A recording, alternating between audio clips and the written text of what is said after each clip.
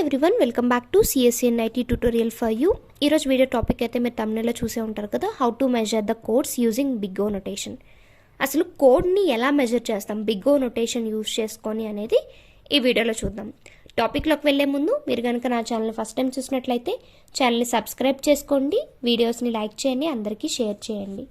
Late చేయకుండా టాపిక్లోకి వెళ్ళిపోదాం. ఇప్పుడు how to measure the code using big O. నార్మల్గా మనం అల్గోరిథంకి కోడ్ అనేది ఖచ్చితంగా రాస్తాం. ఆ కోడ్ని ఎలా మెజర్ చేస్తాము అంటే బిగ్ ఓ నొటేషన్ యూజ్ చేసుకొని ఎలా మెజర్ చేస్తాము అనేది టాపిక్. సో ఇప్పుడు మనకి ఇక్కడ రూల్స్ కొన్ని కనిపిస్తున్నాయి కదా, ఆ రూల్స్ చూద్దాం. ఫస్ట్ రూల్ ఏంటి అంటే ఏదైనా ఈక్వల్స్ టు 0 లేదా ఈక్వల్స్ టు 12 ఈక్వల్స్ టు ఒక వేరియబుల్ డిక్లేర్ చేసి అసైన్ చేస్తాం కదా వాల్యూస్ని, అలా వాల్యూస్ అసైన్ చేసిన, ఇఫ్ స్టేట్మెంట్స్ యూజ్ చేసిన, అవేంటి అంటే ఆల్రెడీ మనం ఒక సైజ్ డిక్లేర్ చేసి ఆ సైజ్ మీద వెళ్తుంది కాబట్టి అది ఆర్డర్ ఆఫ్ 1 అవుతుంది, దాని కాంప్లెక్సిటీ ఆర్డర్ ఆఫ్ 1 అవుతుంది. అదే సెకండ్ రూల్ ఏంటంటే లూప్స్ యూజ్ చేసామనుకోండి, ఇంటర్నల్ లూప్స్ లేకుండా సింపుల్ లూప్ యూజ్ చేసామనుకోండి, ఫర్ లూప్, అప్పుడు అది order of n.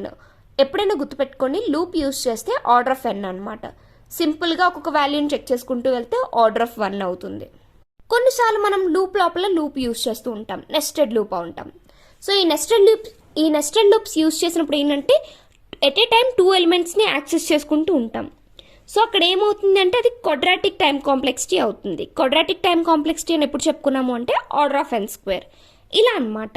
And next fourth rule చూడండి, ఒక ప్రతి స్టెప్లోని మనకు కావాల్సిన ఎలిమెంట్స్ని తీసుకుంటున్నాం అనుకోండి లూప్లో, అప్పుడు అది ఆర్డర్ ఆఫ్ log n, ఇలా అనమాట. మనం రాసే అల్గోరిథంలో మనం ఏం రాస్తున్నాము, ఆ కోడ్ అనేది ఏం రాస్తున్నాం మనకు తెలుస్తుంది కదా. తెలిసిన దాంట్లో మనం యూజ్ చేసేటప్పుడు ఒకళ్ళు ఫర్ లూప్ యూజ్ చేస్తే ఇక్కడ order of n time complexity, లేదంటే ఇక్కడ order of n space complexity, ఇక్కడ మనం కావాల్సిన ఎలిమెంట్స్ యాక్సెస్ చేసుకుంటే ఇక్కడ ఆర్డర్ ఆఫ్ log n, ఇలా చెప్పొచ్చు అనమాట. ఒకవేళ మల్టిపుల్ స్టేట్మెంట్స్తో డీల్ చేస్తున్నాం అనుకోండి, అప్పుడు ఏమవుతుంది అంటే ఆర్డర్ ఆఫ్ 2n అవుతుంది.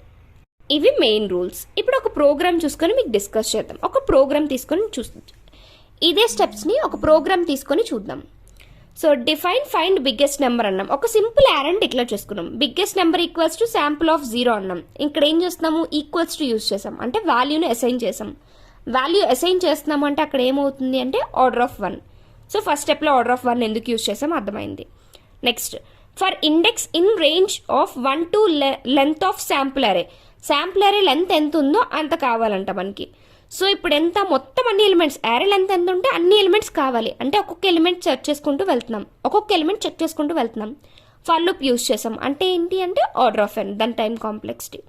నెక్స్ట్ మళ్ళీ sample area of index is greater than biggest number.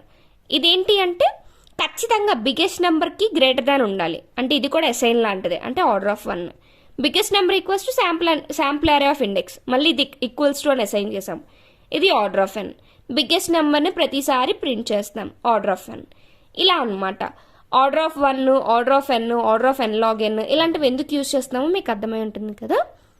ఈ విధంగా మనం కోడ్లోని బిగ్ ఓ నొటేషన్ని యూజ్ చేస్తాం. ఇప్పటి వరకు చెప్పిన దాంట్లో మీకు ఏ డౌట్ ఉన్నా కింద కామెంట్ చేయండి. Thank you for watching this video. Please do like, share, subscribe and comment. Thank you.